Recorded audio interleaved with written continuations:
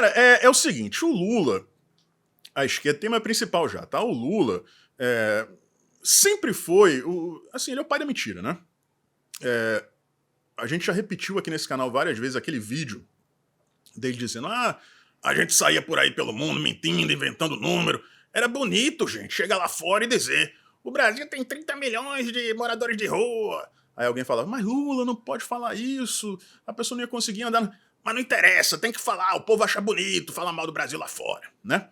Esses dias ele disse que 735 milhões de crianças passam fome no mundo. 735 milhões de pessoas, pessoal, equivale entre 10 e 11% da população total do mundo, tá? Ou seja, é um cara que mente compulsivamente. Mas escolheram o Lula, né? Vou fazer o quê? Não necessariamente os eleitores, se é que vocês me entendem. Agora, o Lula, pessoal, uma mentira que ele contou durante toda a campanha foi de que o Bolsonaro abusava do cartão corporativo, tá? O Jair Bolsonaro gastou durante 4 anos de governo entre 27 e 28 milhões de reais. É importante que as pessoas entendam que no cartão corporativo do Jair Bolsonaro, né, do presidente da República, está, por exemplo, a ABIN, o Serviço de Inteligência do Brasil. Tá? Fica no cartão corporativo do presidente da República. Menos de 28 milhões de reais em 4 anos de governo. O Lula, só em 2023, já vai em 15 milhões. Mas enchia a boca nos debates para criticar o Bolsonaro por conta disso. Tá abusando do cartão corporativo. Ele sabia que era mentira. Sigilo. Era sempre, tá botando tudo em segredo. Quantas informações o Lula já botou em segredo nesse primeiro ano de mandato dele? Então, são as mentiras de sempre, né?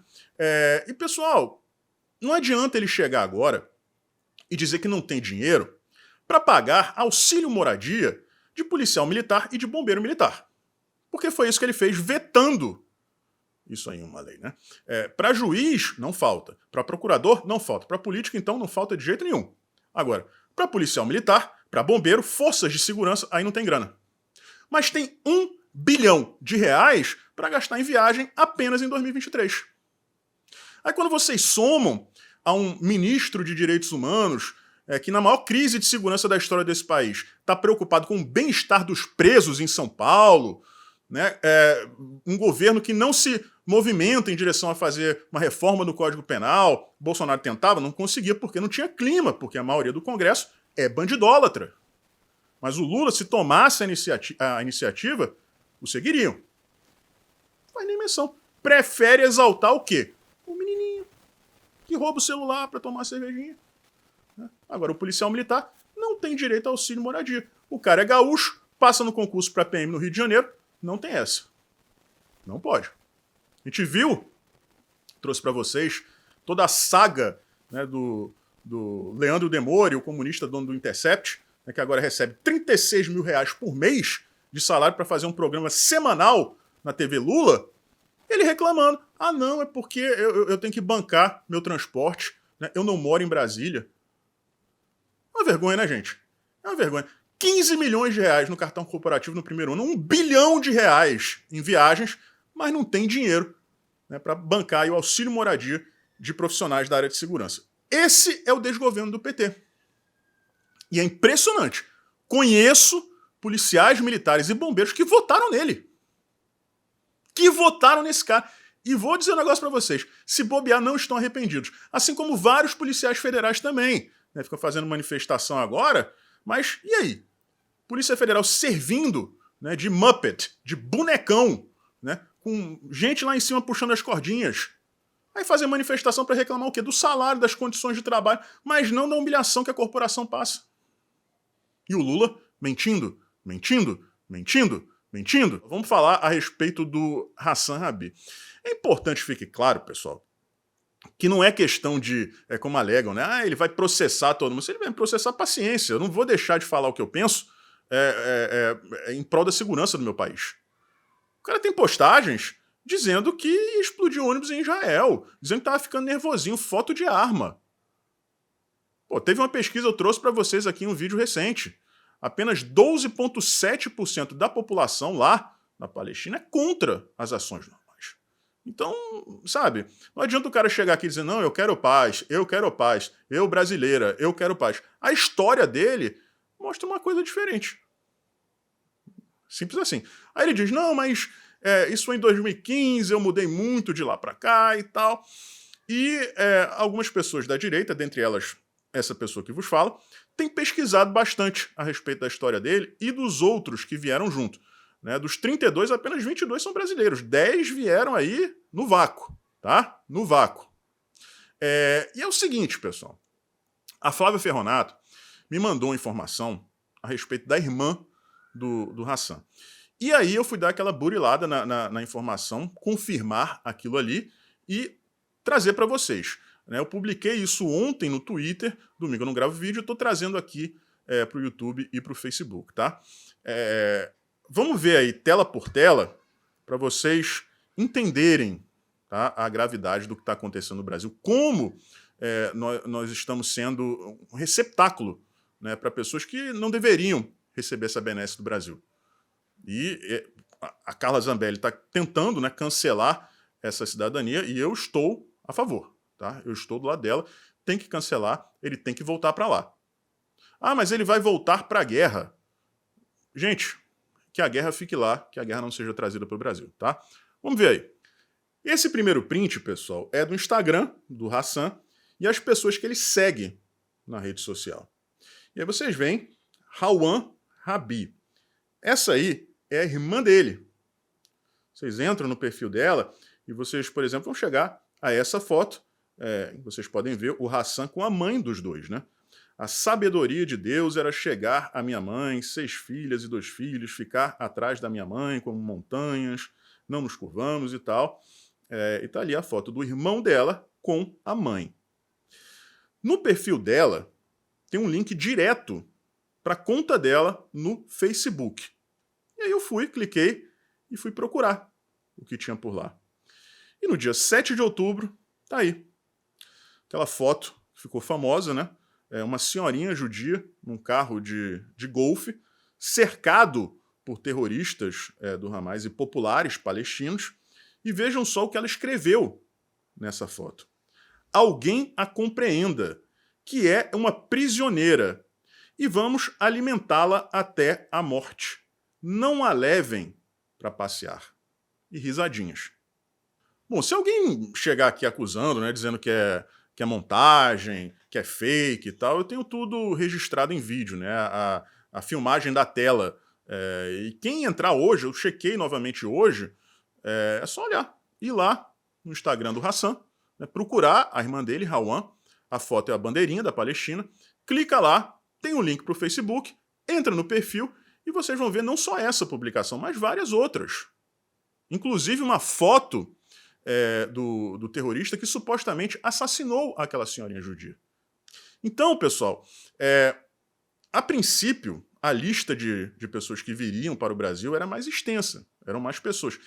E alguns nomes foram sendo cortados. Na última checagem, né, 2 pessoas foram cortadas. A gente tinha recebido a informação antes, não confirmada ainda, de que essas pessoas eram justamente a mãe e a irmã do Hassan Rabi. E talvez ela tenha sido cortada justamente por conta dessas postagens nas redes sociais, porque, né, o governo egípcio deve ter checado as redes sociais dela.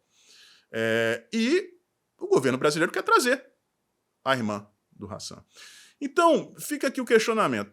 O Hassan diz que muita coisa mudou na cabeça dele de 2015 para cá, que ele não pensa mais da mesma forma, que ele só quer paz, que ele é brasileira, não sei o que lá. Eu queria saber se a irmã dele mudou do dia 7 de outubro para cá. Se ela está pensando diferente. Se ele desaprova as postagens da irmã, ele vai dizer que não sabia dessas postagens? Será que agora, sabendo, ele ainda quer trazer a irmã dele para cá?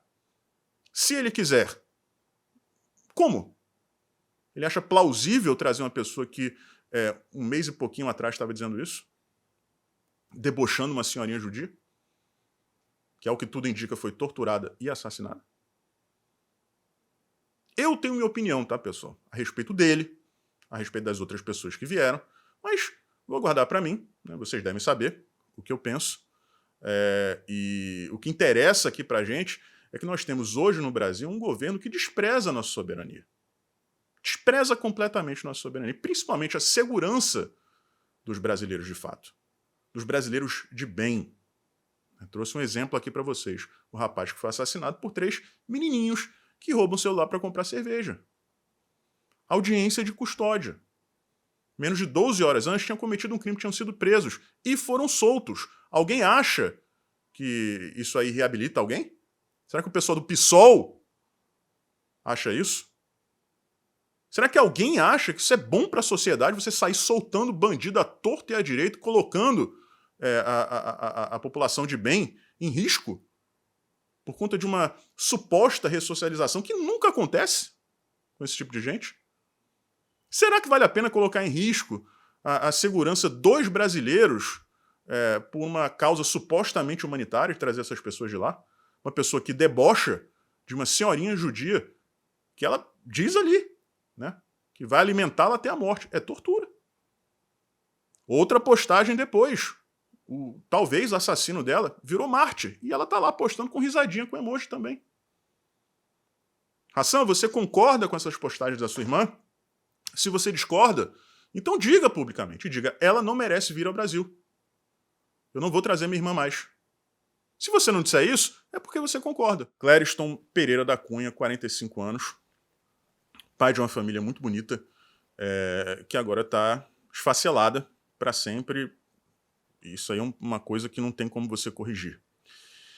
O Clériston, pessoal, ele não tinha foro privilegiado, ele não deveria ser julgado pelo STF. Né? A defesa chegou a apresentar um vídeo em que ele estaria, no momento das invasões, no mercado dele. Né? Ele que tinha um mercado. Enfim, eu não tenho como chegar aqui para vocês e dizer essa imagem aqui realmente foi apresentada pela defesa, porque se eles não têm acesso aos autos, imagina a gente, né? Mas divulgaram essa imagem nas redes sociais alegando que seria o Clériston na loja dele. Independente disso, como eu disse aqui, ele não tem foro privilegiado, então não faz sentido esse julgamento. Tá? Ele tinha uma condição de saúde muito frágil, pessoal, consequência do Covid. Ele teve 37 problemas de saúde, né? Incluindo crises de vômito, desmaios, durante o período em que ele esteve preso na Papuda. Né? Um bom tempo atrás, meses atrás, uma médica de Taguatinga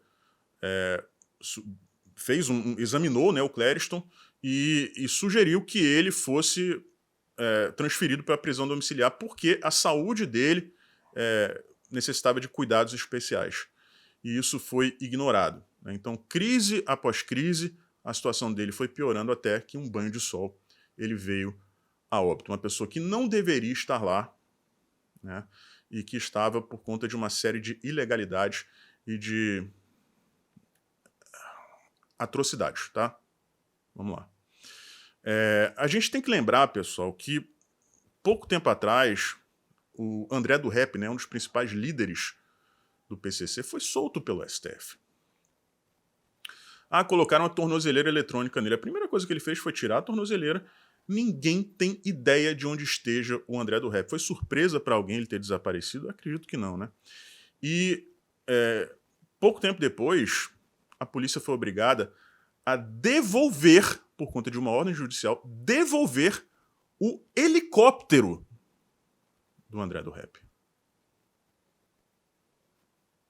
É isso que vocês estão ouvindo, tá? Poucos dias atrás, a gente teve a dama do tráfico amazonense, condenada a 10 anos de prisão. Não usa tornozeleira eletrônica. Recorre em liberdade. Foi recebida em 2 ministérios, dos Direitos Humanos e da Justiça e Segurança Pública, em Brasília. Uma traficante do Comando Vermelho, condenada a 10 anos. Não tinha tornozeleira, não usa tornozeleira, alguém me explique por quê, recebida em 2 ministérios. Agora, mais recentemente, aqui no Rio de Janeiro, a gente teve o caso de um bandido que foi preso na sexta-feira por um assalto, teve audiência de custódia, foi solto após a audiência de custódia e poucas horas depois estava assassinando um jovem inocente que tinha vindo ao Rio de Janeiro para assistir ao show da Taylor Swift. E aí vocês percebem, pessoal, como tudo isso é uma combinação de fatores absurdos, surreais. A gente tem um dos maiores traficantes do mundo, talvez do mundo, sendo solto pelo STF e recebendo... Ninguém sabe onde ele está, mas mesmo assim a justiça concedeu a devolução do helicóptero dele, que com certeza é fruto das ilegalidades cometidas por ele, né, como alto membro do PCC. A esposa de um dos maiores líderes do Comando Vermelho, condenada a 10 anos, sendo recebida em 2 ministérios, sem tornozeleira. Este bandido que deveria estar preso, solto, assassinando um inocente. E o Clériston não teve direito a absolutamente nada disso. Era uma prisão preventiva contra alguém que não oferecia risco à sociedade, com problemas de saúde. Um atestado médico expondo isso. Então, o Clériston, ele não morreu. O Clériston, ele foi assassinado. Assassinado. Quem são os responsáveis? Um deles é óbvio, pessoal. E eu não vou falar, justamente porque eu não quero passar pela mesma coisa que o Clériston passou. Mas eu tenho certeza que eu não preciso falar. Rosa Weber, ex-ministra do STF, foi a Papuda e disse que estava tudo lindo. Obrigou presos a baterem palmas para outra pessoa, que vocês sabem quem é. Isso é tortura, pessoal. Isso é tortura psicológica. O Exército enganou perfídia, enganou estas pessoas. As colocou dentro de ônibus e as levou para a Polícia Federal para serem presas. Ninguém sabia que estava indo para a Polícia Federal. Não existe confirmação, como eu disse, existe supostamente um vídeo que mostra o Clezão no negócio dele, no trabalho dele, mas caso esse vídeo não seja verdadeiro, ele, com absoluta certeza, foi uma dessas pessoas enganadas pelo Exército. Ele foi colocado dentro de um ônibus e levado para ser preso. Então a gente tem o Exército nessa equação também. A gente tem o Rodrigo Pacheco, que é o presidente do Senado, que vem repetidamente ignorando os crimes cometidos pela parcela mais poderosa desse país. O sangue do Clériston está nas mãos do Rodrigo Pacheco também. Assim como da maioria do Senado, que nunca trabalhou no sentido de reequilibrar os poderes. Este homem, pessoal, ele não é questão dele virar um mártir, não. A gente não quer que o Clériston seja glorificado, santificado, nem nada disso, não. Ele é um homem comum. Ele é um trabalhador, um pai de família, honesto, que enquanto preso estava doente, correndo risco de vida. Ele é uma vítima de um sistema do aparelhamento da estrutura pública. E assim como nos 2 primeiros casos que eu trouxe para vocês, das honrarias concedidas às primeiras damas do Lula, né, e também aos ataques ideológicos sofridos pelo Gustavo Gaia, Zé Trovão, isso aí é o exemplo clássico do Estado sendo usado para vendetas pessoais, para objetivos pessoais. E é justamente isso, pessoal, que faz a política ser tão podre. O governo brasileiro, de acordo com a Jovem Pan, isso já foi publicado no Diário Oficial da União, está doando 50 milhões de reais para a faixa de Gaza em ajuda humanitária. Por que eu estou falando desses nomes, pessoal? Dos locais, né, das partes envolvidas um pouco mais baixo, para não correr o risco de cair no scan, tá? Aqui da plataforma. Mas tenho certeza que vocês estão compreendendo. Riscos. Mas será que esse dinheiro vai para lá mesmo? Eu queria mostrar para vocês aqui algumas matérias, todas de órgãos de imprensa, que a esquerda não vai conseguir contestar. Tá? Uma delas, por exemplo, a Reuters. Outra, o Washington Post. Não tem como. Não tem como você chegar e dizer, isso aí é mídia de direita, mídia conservadora. Não são. New York Post. Mais ou menos, nem tanto. Tá? Mas as informações não são discutíveis, porque elas são de conhecimento público. Tá? E aí depois a gente vai... Né? Não é nem questão de ligar ponto, pessoal. A conclusão é muito óbvia. Então, vamos dar uma olhada ali. As matérias estão em inglês, mas quem quiser traduzir depois por conta própria, é só dar um pause, printar e traduzir. Eu vou traduzir as principais partes aqui, porque se for tudo, o vídeo vai ficar muito longo. E o que interessa pra gente a parte da doação, tá? A parte da caridade, que é exatamente o que o Brasil supostamente acaba de fazer. Primeiro, essa matéria aí do New York Post, tá, pessoal? Do dia 7 de novembro último. Os líderes do grupo valem 11 bilhões de dólares, né? E vivem no luxo, festando, enquanto o povo que eles supostamente representam sofre. Apenas nos últimos 2 anos, as Nações Unidas enviaram quase 400 milhões de dólares, supostamente, né, para a faixa de Gaza, como ajuda humanitária. As Nações Unidas, como aponta aí a matéria, né, não consideram o Hamas um grupo terrorista. Está aí a foto do filho de um dos líderes do grupo, numa cama, né, de um quarto de luxo. Os líderes, né, que são chamados de terroristas, de terno e gravata, vivem no Catar, né, que é um dos países que mais enviam dinheiro. E nesse caso aí é diretamente para o grupo, tá, pessoal? Não é disfarçar de doação nem de caridade, não. E aí está outro líder do grupo jogando tênis de mesa. Ele que é entusiasta do esporte. Ele se divide entre o Catar e a Turquia. E aí vem a pergunta, quem banca esse luxo? Quem financia o Hamas? E aí está o início da resposta. É uma rede global de criptomoeda, dinheiro e caridades. A matéria da Reuters, do dia 16 de outubro desse ano. Ali mais embaixo, suporte de caridades e países amigos. O Brasil se encaixa nos dois casos. Caridade para, supostamente, Gaza, né, e países amigos. O Brasil que é amigo declarado do Estado palestino. Já aí temos uma matéria do National Post. Os principais líderes do grupo valem bilhões. E é assim que eles continuam a ficar cada vez mais ricos. E ali embaixo, doadores internacionais fazem do grupo o segundo grupo terrorista mais rico do mundo, atrás apenas do Estado Islâmico. E aí, pessoal, tem o detalhamento, né, daquela fortuna de 11 bilhões. Um dos líderes, o Abu Marzouk, possui 3 bilhões de dólares em dinheiro e patrimônio. Khaled Mashal e Ismail Haniyeh, cada um 4 bilhões de dólares. Tem também essa matéria do Washington Post do dia 2 de novembro, uma vasta rede financeira, uma bilionária rede financeira, como mostra também a matéria. Por fim, matéria da CNBC, onde o grupo, né, o Hamas, consegue seu dinheiro e por que é tão difícil de parar esse financiamento. E aí vocês veem o grupo que controla a faixa de Gaza recebe grande parte do seu dinheiro através de organizações de caridade.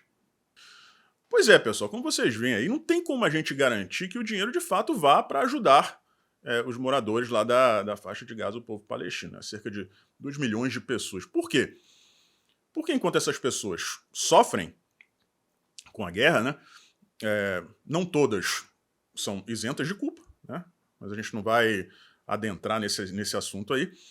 Os principais líderes políticos do Hamas vivem no luxo. Né? Catar, Turquia, viajam pelo mundo, né? Moram em hotéis de luxo, alguns deles no Four Seasons do Catar, bilhões de dólares em fortunas, né? E mesmo assim, diante de tudo isso, o governo brasileiro acha que é uma boa ideia mandar 50 milhões de reais para lá. Para mim não faz sentido.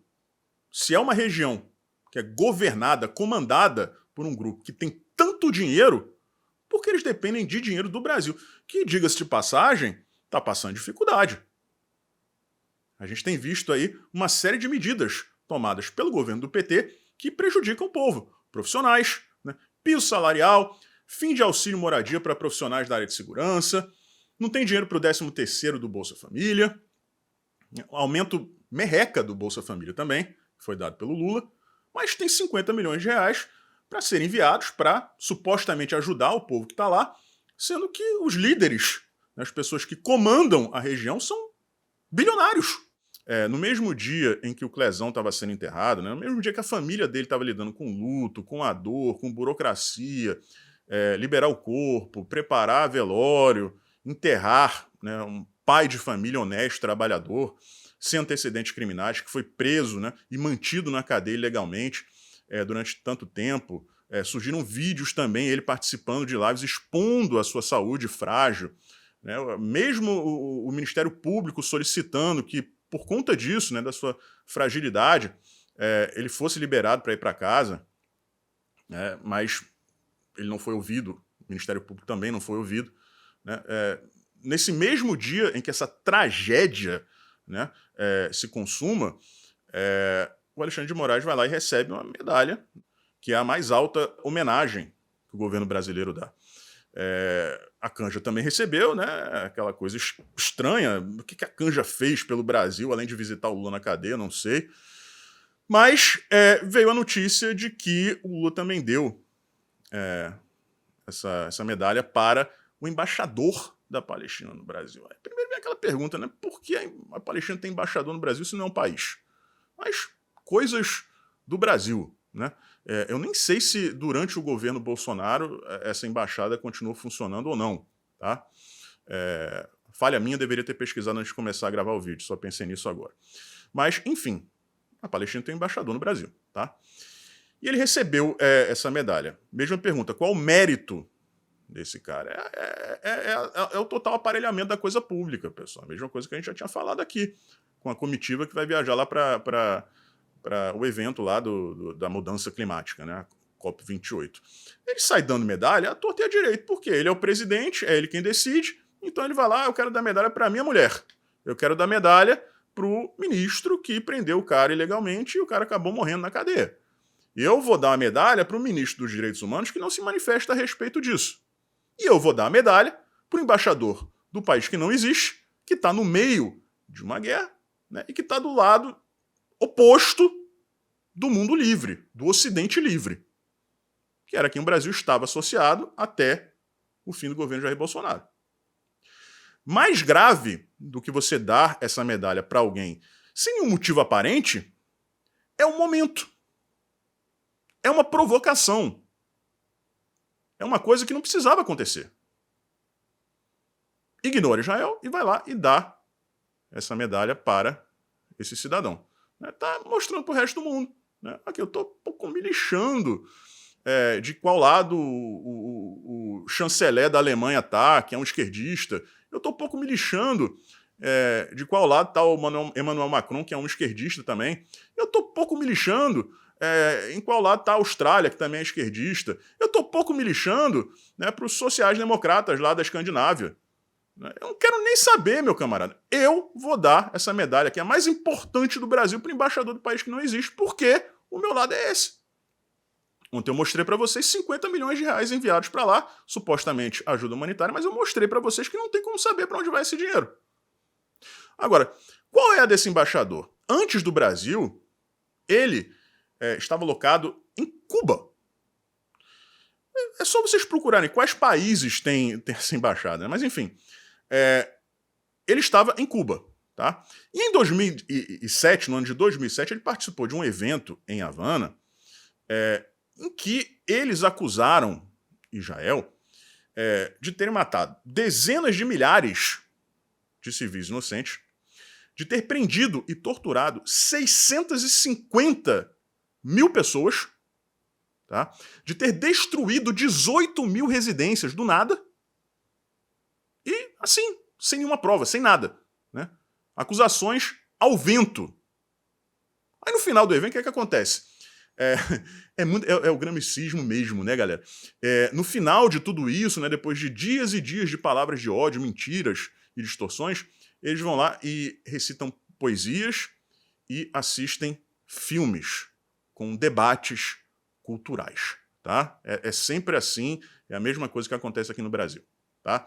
Então, esse cidadão é um cara perigoso.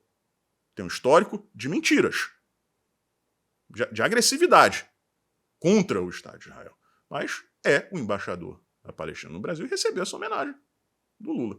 Em relação a cessar-fogo, pessoal, sim, tem um lado terrível né, terrível, que é, primeiro, você negociar com o terrorista, né? Mas a pressão do resto do mundo é muito grande, né?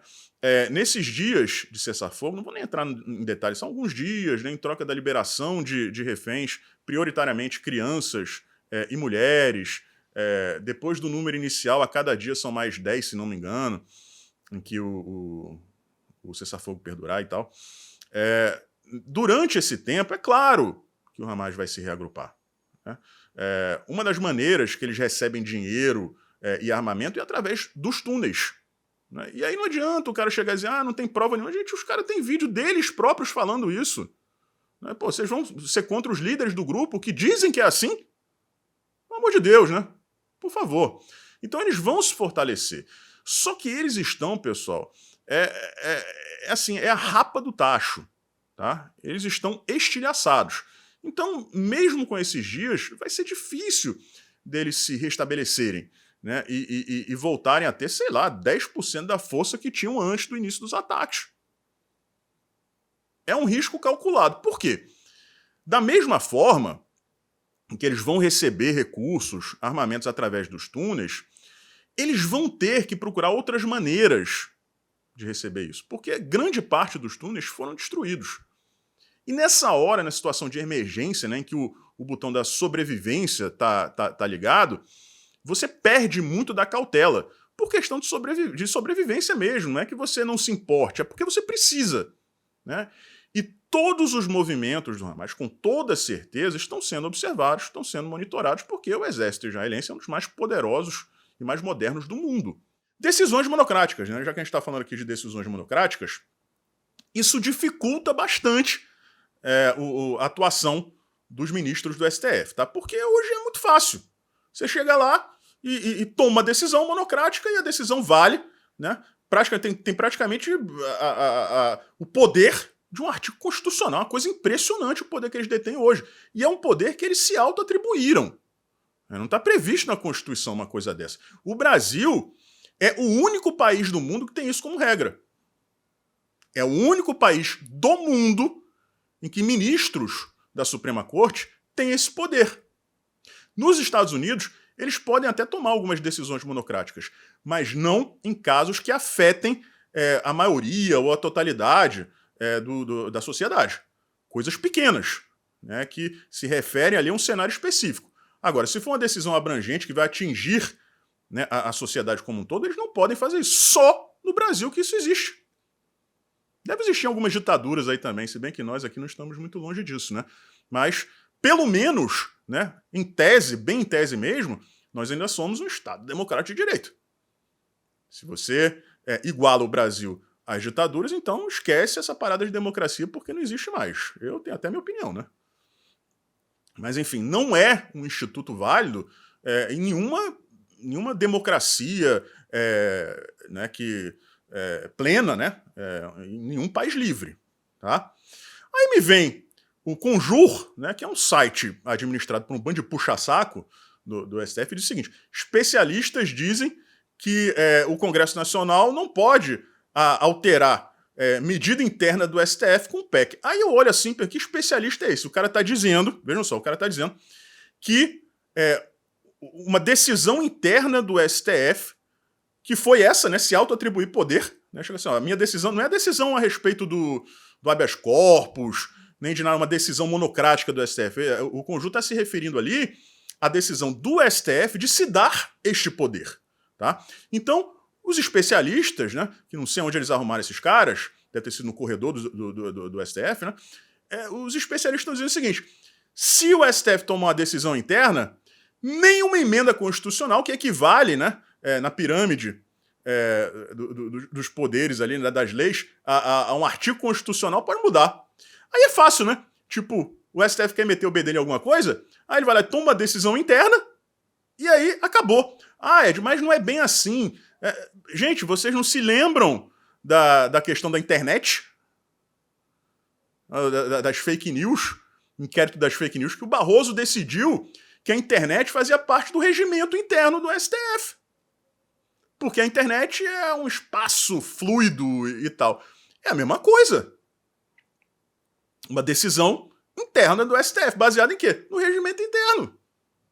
quer dizer que o Congresso Nacional, que é responsável pela legislação, não pode alterar isso porque o STF já tomou uma decisão interna. Meu amigo, se os especialistas são esses, imagine os desespecialistas. Né? Ridículo. Tem nada a ver. É a mesma coisa você chegar assim e dizer, se o STF amanhã decidir, né, que não existe mais presidente da República e que o presidente do STF é o novo presidente do Brasil, que na prática às vezes acontece, o Congresso Nacional não pode fazer nada. É uma autoatribuição de poderes. É a mesma coisa. Gente, pelo amor de Deus. Pelo amor de Deus. Né? Outro exemplo, outra analogia. Né? É a mesma coisa do Congresso Nacional ir lá e criar uma lei, propor uma emenda constitucional, né, dizendo que a partir de agora o senador, sei lá, o senador da República, depois de 20 anos, se torna, sei lá, ministro do STF. Né? Ou então ele se torna presidente de honra do Senado. Mas não é isso que o STF faz? Dizer, né, decidir se algo é constitucional ou inconstitucional? Mas seria o Congresso Nacional tomando uma decisão interna, né, e se auto-atribuindo poderes. Mas aí, nesse caso, o STF pode interferir. Chega lá e dizer, não, isso aqui é inconstitucional. Pelo amor de Deus. De acordo com a Bela Megali, né, que é colunista do Globo, do jornal O Globo, o STF tem uma ferramenta para impedir que ministros sofram processos de impeachment. Né? E qual seria essa ferramenta? A boa e velha inconstitucionalidade. É assim, né? Quando o STF não gosta de alguma coisa, não, isso aí é inconstitucional. Mas se for PEC, bom, a gente não chegou lá ainda, vai descobrir em breve. Eles, em tese, não poderiam fazer, mas já fizeram tanta coisa que não podem, né? Mas imagine só a situação. Eles foram lá e se auto-atribuíram superpoderes, né? Decisões monocráticas. O Brasil é o único país supostamente livre do mundo que permite que ministros do STF tomem decisões monocráticas que afetem a coletividade. Aí a gente tem que decidir, né? Se nós somos uma exceção no mundo livre ou se nós somos a regra no mundo não tão livre assim. E eles não querem aceitar que isso seja mudado. Né? Eu estou me dando esse poder e eu não quero que vocês tirem. E existe a previsão constitucional do ministro da STF ser afastado através de um processo de impeachment. E existe essa movimentação lá dentro para considerar inconstitucional caso isso aconteça. Então é tipo assim, a gente está blindado, né? Eu estou me blindando, e vocês que se virem aí, façam o que vocês quiserem, que a gente não está nem um pouco preocupado. Né? Vamos ver onde é que isso vai acabar, né, gente? Talvez com a oficialização da ditadura do judiciário, né? É o seguinte, outra coisa aqui interessante, tá? A gente tem que tomar muito cuidado quando fala sobre isso, tá, galera? Mas vamos lá, vamos tentar. Foi publicado um livro que diz, de acordo com o livro, não sou eu que estou falando, tá? Que os ministros do STF, enquanto o Bolsonaro ainda era presidente, consultaram, né, algumas raposas felpudas das Forças Armadas para saber se podiam cair dentro, né, se podiam dobrar a aposta para cima do Bolsonaro.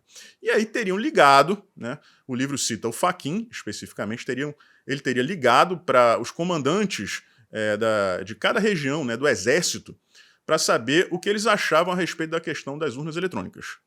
E, de acordo com o livro, sempre bom ressaltar, nenhum deles achava que tinha alguma coisa errada com as urnas. E foi a partir desse momento, né, de que nesse momento em que o Fachin teria percebido que o Bolsonaro não teria apoio dos comandantes regionais das Forças Armadas e da cúpula, né, do alto comando, que ele resolveu partir para cima de vez do Jair Bolsonaro. Isso aí surpreende vocês? No meu caso, 50%. Né? Porque, em se tratando do Fachin do STF, não, isso aí é algo até que a gente já poderia suspeitar. Agora, por outro lado, né, as Forças Armadas não cansam, né, de nos surpreender negativamente. Eu fiquei surpreso, eu não achava que a coisa tinha começado lá atrás. Mas é isso, né? Muita gente culpa o Jair Bolsonaro. Era para ele ter feito isso, era para ter assinado lá o 142 e ter ido para os Estados Unidos, era para ter feito isso, ter ficado aqui. Agora fica claro, se tudo isso for verdade, que caso o Bolsonaro tivesse feito isso, né, ele estaria hoje na cadeia. na cadeia, porque ele não tinha apoio nenhum dentro do exército. Vejam só que insanidade, né? Outra coisa aqui, tá, pessoal? O STF condenou uma cabeleireira e uma confeiteira a 17 anos de cadeia por conta do 8 de janeiro. Não tinham armas, né? Não tinham nada além de terços, bíblias, bandeiras e camisas amarelas. Presas, nesse caso essas duas, né? Mas foram várias pessoas na mesma situação, preventivamente, sem apresentar nenhum tipo de risco à sociedade, muito menos perigo de saírem do Brasil, fugirem. Né? Não era também um crime continuado, né? São as hipóteses em que a prisão preventiva é cabível. Né? Vamos prender essa pessoa aqui porque senão ela vai continuar praticando crime. Vamos prender essa pessoa porque ela representa um risco à sociedade. Vamos prender preventivamente porque senão ela vai fugir do Brasil. Não tinha nada disso, mas essas duas moças aí estavam presas e agora foram condenadas a 17 anos de cadeia. Enquanto isso, a gente vê aí o Sérgio Cabral, agora é influenciador digital, já anunciou que vai ser candidato a deputado federal em 2026. A gente tem o André do Rap, que foi solto, arrancou a tornozeleira, desapareceu e hoje está dando ordens aí, está ajudando na organização do PCC e ninguém sabe onde, um bunker aí em algum lugar do mundo. E tivemos aí a rainha do tráfico amazonense, sem tornozeleira, apesar de ter sido condenada a 10 anos de cadeia por tráfico, dando palestra dentro de um ministério, além de ter visitado o outro, né? Mas a cabeleireira e a confeiteira são perigosíssimas e foram condenados a 17 anos de cadeia pela STF, apesar de não terem foro privilegiado. Esse é o Brasil, tá? E o último capítulo aqui do vídeo de hoje a respeito do STF, o Michel Temer disse que, participando de um evento juntamente com o Pacheco, né, que essa PEC que limita poderes do STF, específico às decisões monocráticas, não afetam, não tem nada de errado, tá tudo bem. O Michel Temer é um cara que abre a boca, mesmo se for para dar bom dia, ele já tá errado. Porque se não fosse por ele, nada disso estava acontecendo. Eu acho que eu não preciso explicar, né? Eu tenho certeza que eu não preciso explicar. Então, Michel Temer, por favor, cara, aproveita que você tem essa mulher tão bonita, né? Muita areia pro teu caminhão, então fica dando viagem aí, né? Passa o dia dando viagem, né? Pra ver se tu dá conta e esquece, cara. Porque, olha, eu vou dizer um negócio pra você. Em 2 oportunidades, você conseguiu acabar com o Brasil. A primeira é essa aqui que eu já citei, é óbvio do que eu tô falando. E segundo, aquela cartinha da democracia lá que você foi fazer com Jair Bolsonaro no dia 8 de setembro de 2021, né, meu camarada? Pelo amor de Deus, você é um câncer, né, nesse país. O Lula nunca sabe de nada, né? De acordo com o Globo, ele sinalizou aos ministros do STF que não tem mais voto surpresa, como foi o do Jacques Wagner, né, para ajudar ali na aprovação da PEC que limita poderes do STF, os impede de tomar decisões monocráticas que afetem a coletividade. É assim que funciona no mundo livre, né? É só no Brasil que a gente tem essa figura aí meio esquisita. Agora, o que mais causa estranheza não é nem o fato em si, é da possibilidade, não acredito, mas enfim, né? A possibilidade dos ministros do STF terem acreditado que o Lula não sabia de nada, porque foi isso que ele disse, ele nunca sabe de nada, né? Não estava sabendo não dessa movimentação, gente, nossa senhora, nunca soube disso, ninguém falou comigo. PEC para limitar poder do STF, nunca ouvi falar. Ainda mais a base votando contra o STF, eu não aceito isso. Eu não aceito isso, vou cobrar todo mundo, porque ninguém me falou nada. O cara assim, ele nunca sabe de nada, terceiriza a culpa de tudo, é impressionante. Não, né, gente? O STF sabe que isso é uma tremenda uma mentira, que ninguém faria nada sem consultar o Lula antes. Né? O que ele tá fazendo ali, essa vez rolou, mas não vai acontecer de novo. Né? É só a gente continuar aqui de mãos dadas. E por que eu digo de mãos dadas? Porque a gente teve algumas declarações recentes, né? Tipo, se não fosse o STF, o PT não teria voltado ao poder. Quem disse isso? O Gilmar Mendes. Ele meio que repetiu a dose, né? Disse isso de novo. Se o STF não tivesse combatido o lavajatismo, né, o Lula não teria voltado ao poder. Nós defendemos o quê? O quê? A democracia, né, pessoal? Já falei várias vezes aqui para vocês. É o seguinte, quando você quer validar algum ato tirânico, né, meio ditatorial, aí você faz o negócio e no final você diz, Porque é em defesa da democracia. Repitam comigo. Porque é em defesa da democracia. Isso é a esquerda fazendo. A gente, quando fala que está defendendo a democracia, é verdade. Agora, eles não. Eles podem fazer o que eles quiserem, mas é sempre em defesa da democracia. Aí, ó, tá tudo beleza. Já nós, quando fazemos alguma coisa, pode ser o ato mais nobre que exista, mas como ele partiu daquilo que eles chamam, né, convencionou-se chamar de extrema-direita, né, direita radical, ultradireita, aí não vale. Então é assim, o melhor que nós fazemos é ruim. O pior que eles fazem é bom. Por quê? Porque o que eles fazem é em defesa da democracia e o que nós fazemos é extremista. Tá? Então tá aí, não vou me aprofundar muito falando do Gilmar Mendes, não, que é o seguinte, já fui avisado várias vezes de que o Gilmar Mendes ele não se importa de você falar que ele é um cara que tem muito poder, porque não se enganem, tá, galera? Ele é o ministro mais poderoso, não é o outro lá, não. O outro faz as coisas. Agora, quem tem mais poder lá dentro, né, de influenciar o ambiente externo e interno, é o Gilmarzão. É ele que é o manda-chuva lá, tá? É o mais poderoso de todos, mas assim, disparado na frente dos outros. Mas ele não liga, ele não se importa. Se você chegar, o Gilmar é poderoso, o Gilmar fez isso, porque ele tá falando, gente. Qual o problema você chegar e falar assim, ó, o Gilmar Mendes falou isso? Tá lá na matéria. Tem um vídeo dele falando isso. Né? Contanto que você não chegue ofendendo a família dele, né? Dizendo, acusando ele, como fizeram, né? O Cajuru fez, de vender sentença, né? De passar mais tempo em Portugal do que aqui. Né? Se você não fizer essas coisas, tá tudo bem. Tá tudo tranquilo. Então, é isso. Forte abraço, a gente se vê por aí.